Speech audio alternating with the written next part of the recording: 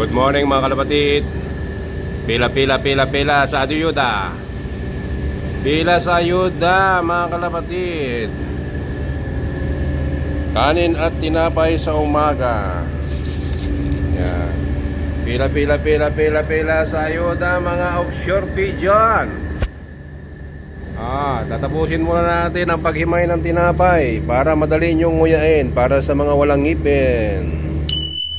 Anak ka ng tukod, oh!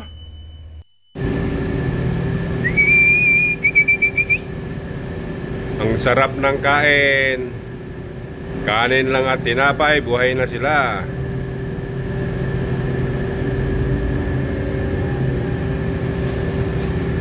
Good morning mga kalapatid. Good morning.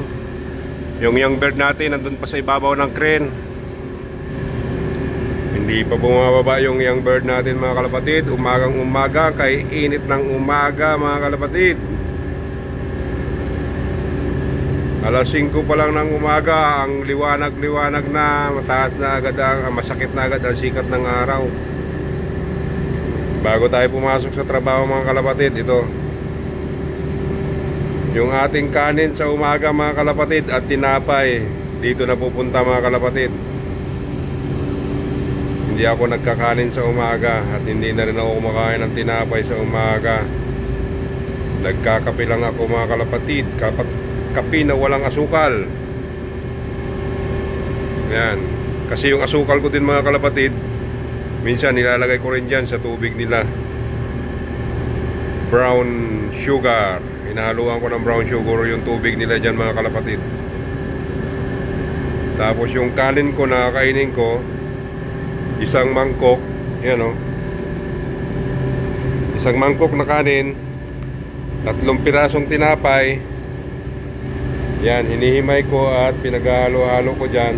Pagkain na ng aking mga alagang kalapati mga kalapatid.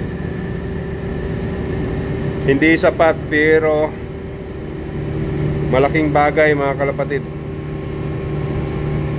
At enjoy ako sa ginagawa ko mga kalapatid. Kahit yung ibang mga kasamahan ko dito ay hindi na-enjoy dahil sa dumi. Pero hanggat si Kapitan ay hindi nagagalit sa akin, dahil nga nililinis ko rin naman yan pag walang pagtapos ng ating trabaho or wala tayong trabaho, nililinis naman natin yan. Kaya siguro yung ating barangay kapitan dito ay nag-agree na alagaan natin ito dito. Pag hindi na sila nag-agree, anong gagawin natin dito mga kalapatid? Hindi ko na rin alam kung anong gagawin ko. Pag talaga sinabi nilang hindi na talaga po pwede. Siguro hanggang sa umiyak na lang tayo. Wala man tayong magagawa eh. Hindi naman natin yan pwedeng hulihin at iuwi lahat.